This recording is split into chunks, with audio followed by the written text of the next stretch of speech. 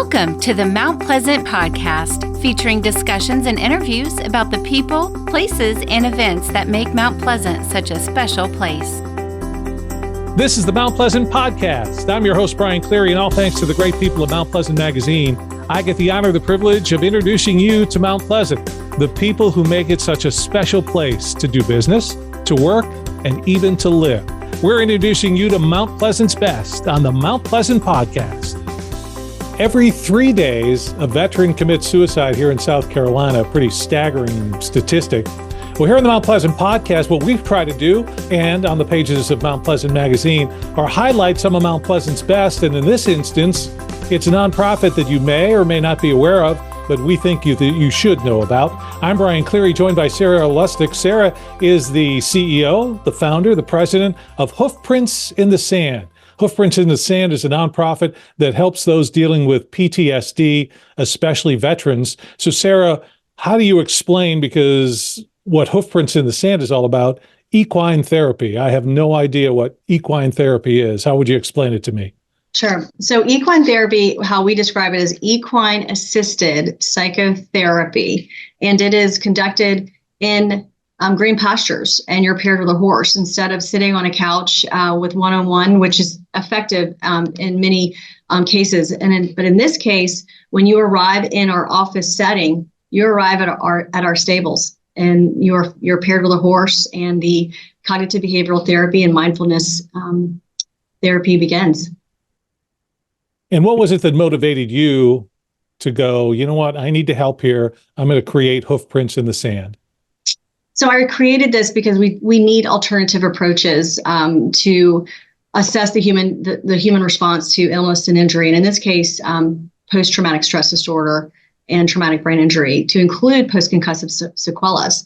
And there's a need in our community that extends beyond the hospital and inpatient and outpatient. Our veterans and our patients that suffer these symptoms of negative thinking that controls their feelings and their actions is really disruptive in their activities of daily living. And one thing that I know we need as a clinician is to really motivate our patients. And we do that through horses, in my opinion. And so we're researching the efficacy rate of equine-assisted psychotherapy at our farm right now. And we have seen that our raw data is showing wonderful results and very positive. We are changing the negative, the short circuit in the brain where these patients are very negative in their thinking, very rigid. And once they receive our mindfulness cognitive behavioral therapy, they don't even realize they're getting it, but they are 3 hours every week. And we're seeing the test results, and we're seeing it's working. And they're motivated to come back and to work on all of their problems. Now, you're the CEO, the founder, the program director of your organization, and it's a big undertaking. But for someone who thinks, well, what does this woman know about this stuff? Obviously, in speaking with you and someone hearing you, you've got that expertise. You have a lot of letters after your name, though, on a card. You are someone who's very qualified for this. Can you talk a little bit about your background in terms of how you know how to deal with patients? Behind my name is a bunch of alphabet soup. So RN, registered nurse. I received a bachelor's in science degree from Clemson University and studied nursing, graduated with that degree, and also then studied for the licensure that allows me to assess the human response to illness and injury and treat them. I have multiple certifications in brain injury and trauma and dementia. And so I have over the last 20 years treated patients at the bedside, and also I testify in federal and state court to their needs. And I have extra education recently, been certified by the gala, which is a wonderful model of equine-assisted psychotherapy that I just received training in. And so combined all of that experience, I know what we need in this community, and I'm ready to help. Nurses understand holistically what a patient needs, a participant who is willing to engage. And so with all of my 20 years of experience and certifications, I also just recently got credentialed through the Department of Veteran Affairs and the Community Care Network. Because our community needs this, the Department of Veteran Affairs actually lists us in their welcome packet under alternative therapy. So there is a need And we're providing it. And I'm very excited because as a registered nurse, I want these patients to achieve their recovery goals. We want to break the short circuit in their brain so that they know how to have a positive thinking, which again controls their feelings and their behaviors. On the pages of Mount Pleasant magazine, we highlight the best and brightest in Mount Pleasant. We do the same here on the Mount Pleasant podcast. And I'm Brian Cleary, honored to be speaking with Sarah Lustig. She is one of Mount Pleasant's best. There's a nonprofit here in Mount Pleasant you may not be aware of called Hoofprints in the Sand that is making a difference. Sarah, the CEO, the founder, and the program director. Now, Sarah, people hear the initials PTSD. I think some people think they know what that means. Others don't. How do you explain PTSD? Post-traumatic stress disorder it's based on one experience or many experiences over 1 year or many years. And so patients, they have suffered trauma, and their human response to that is to shut down. They are not allowed, their brain does not allow them to have positive thinking. So it's short-circuiting inside. And when that happens, they become assertive. They don't know how to connect with people. They don't know how to focus and persevere. They don't know how to relate to people because of this negative thinking that controls feelings and actions. And so, they're not very realistic in their thinking. They're very rigid, and their thoughts are very negative. And that really is what we are here to do with horses as the motivational tool to gain their confidence, provide felt safety, break that short circuit, and help them realize that they can have positive thinking. And we teach them how to do that. Sarah, do you yourself have a background with horses? You rode as a little kid or anything? Just in, Girl Scout camps. Right. I've always loved horses. Are very majestic beings. And I think everybody, most people feel somewhat nervous around them. And that's good, because what is important to know in this equine psychotherapy setting is that horses are great moderators and of behavior, and they see behavior that is untoward, and they react in a certain way. And so our patients, yes, they have to regulate themselves through our CBT, cognitive behavioral therapy, and mindfulness approach, which is psychotherapy, psychoeducation, trauma-informed care, because they want their horse to feel comfortable around them. So the horse is just a great motivational tool that we use as therapists.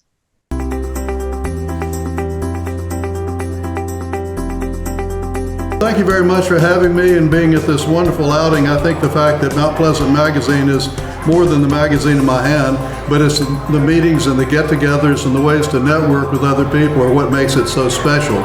Also the fact that it has a digital component to it, which is geofencing and other ways to meet people. After all, people like to be met in the way they want to be met. And Bill and his team are really doing that.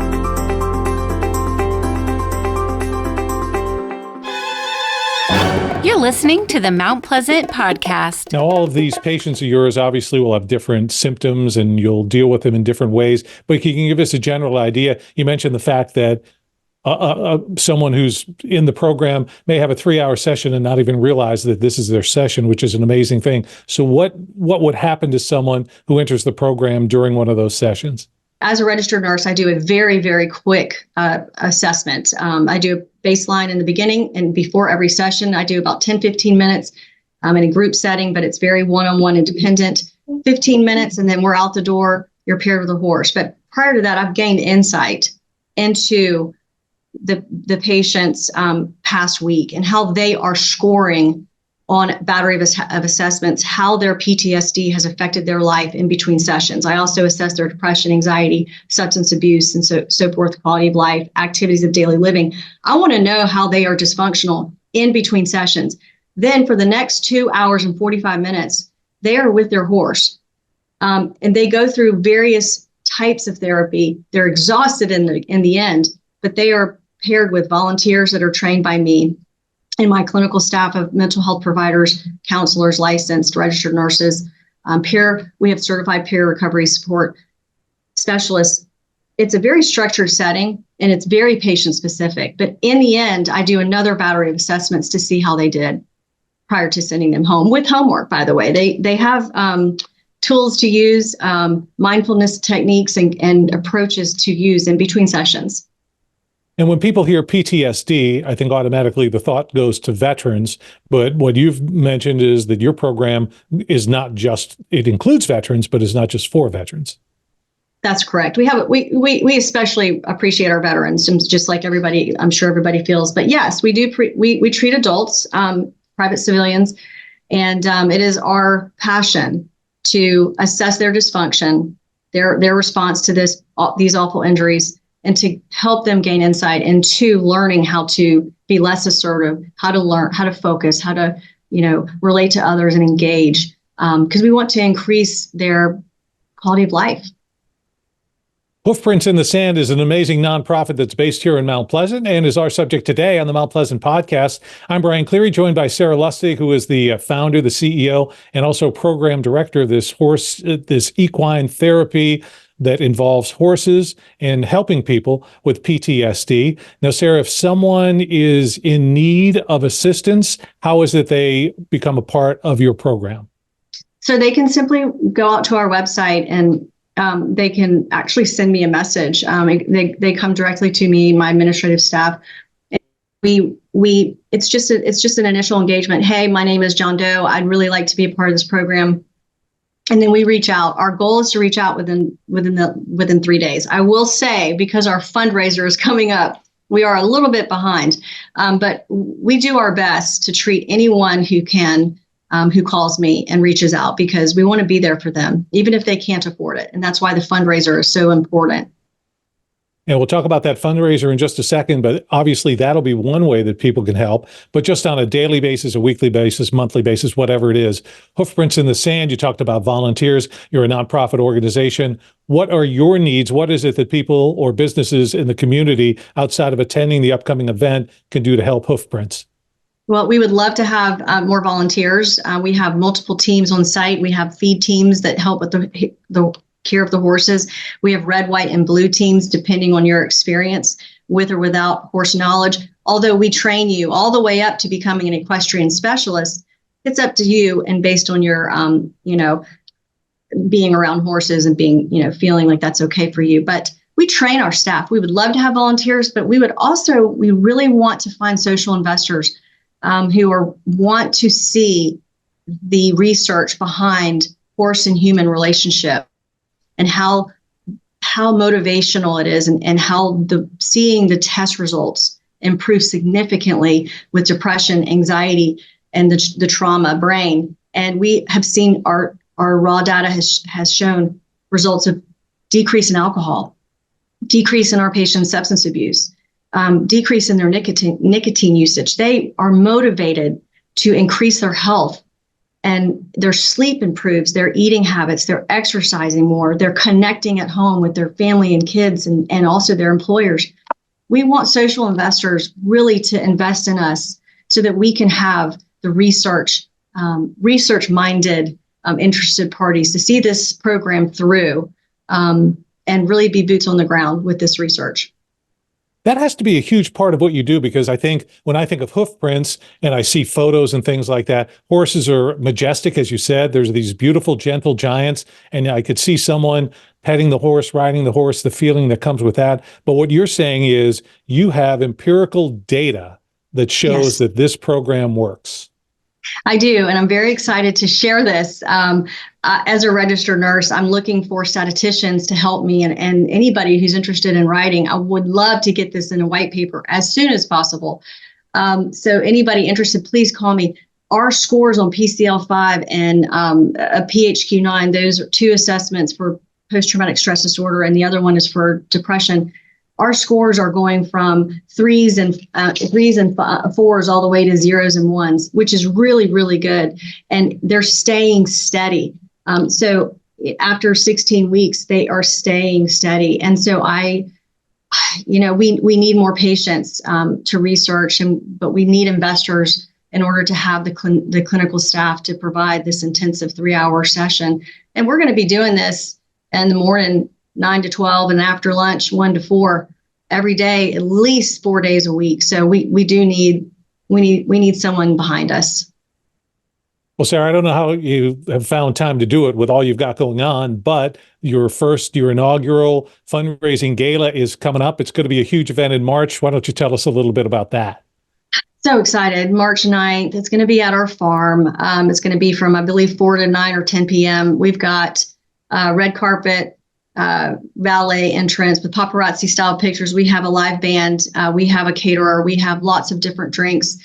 We have a program. We actually have a comedian, motivational speaker, and a veteran, Stan Shelby, that will be there. And we also have auctioneers that are licensed with South Carolina there. And we're just thrilled to have everybody involved. And we hope to raise hundreds of thousands of dollars to push at least 300 veterans and private civilians through this program. It's going to be a fun event. And we also have a motivational video as well. And you can also meet the herd. So this is called Denim and Diamonds. Again, it's coming up on March 9th. Now, this would be open to anybody who wants to purchase a ticket?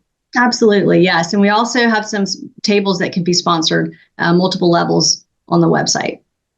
And if there would be a business, somebody who owns a business, something like that, that's a part of the podcast today and involved listening, they could sponsor a table. Is there any other way that they could help either the gala or Hoofprints itself?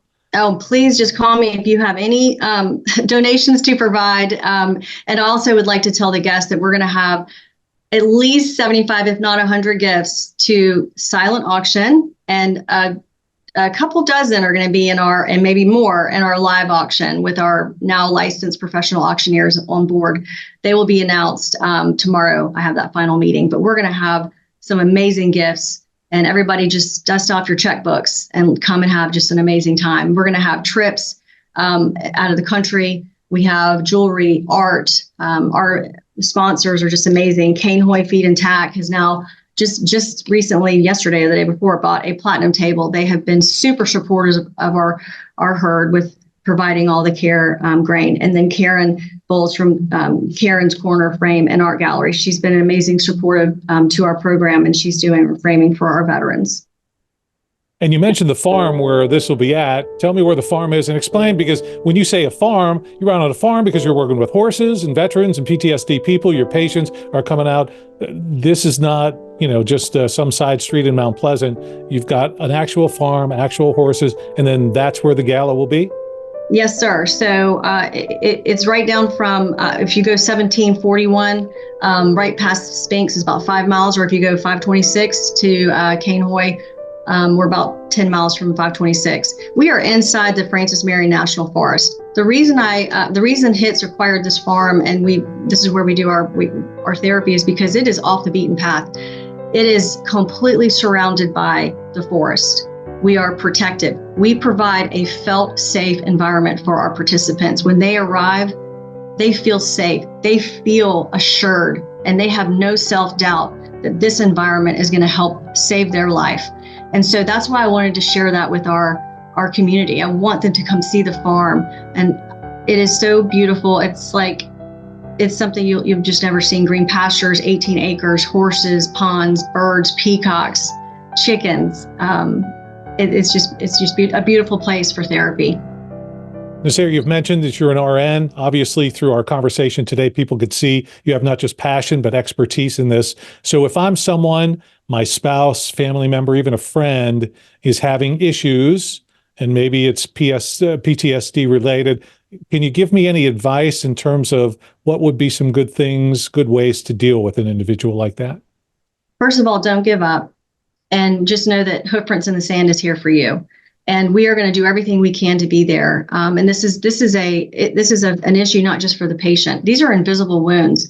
The family lives with the patients. They see it on a day-to-day basis through the behavior. But when you see patients who suffer with TBI and PTSD and they have survived, and you see them in the grocery store, in the bank, you don't notice.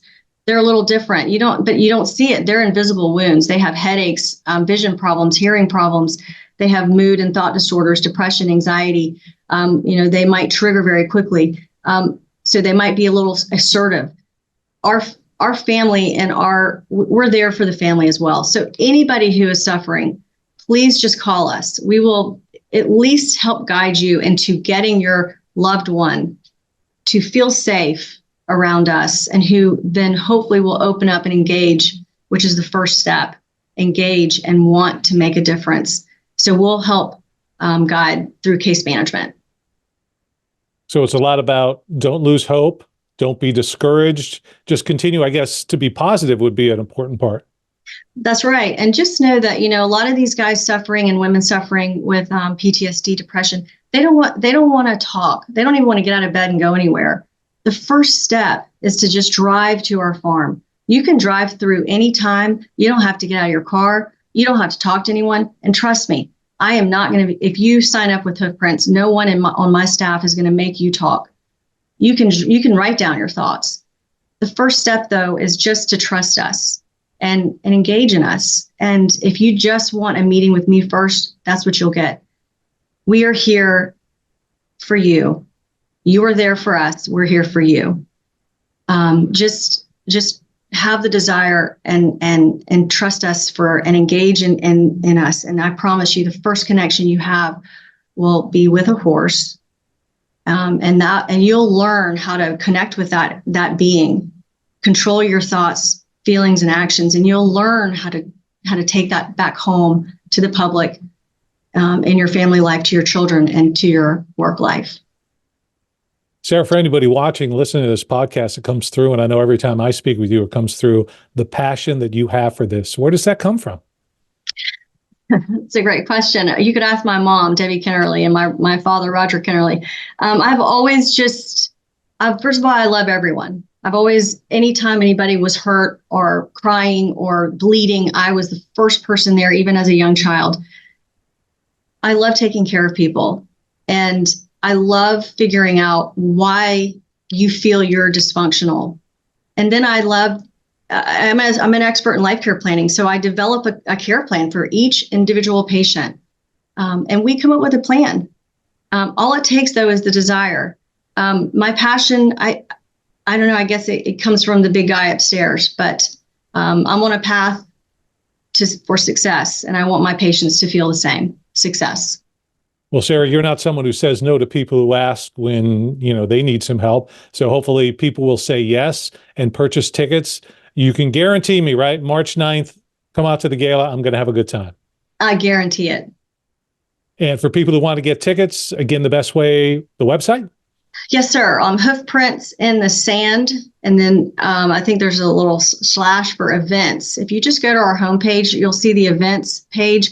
All the information is there. You can click on any ticket or table. Also, if you are a patient, a participant, or someone in need, go to our website. And I believe there's a page where you can contact us. And like I said, everybody just come out and have a good time. And let's just be supportive of the people that we don't see their injuries. They are invisible. And so let's, as a community, let's try to change and reverse this statistic of losing a veteran every 3 days.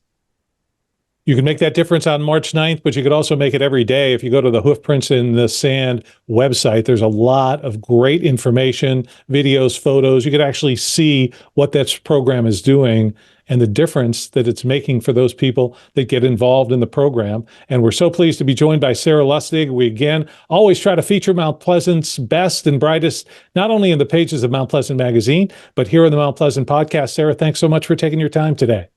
No, I appreciate you. Thank you for having me.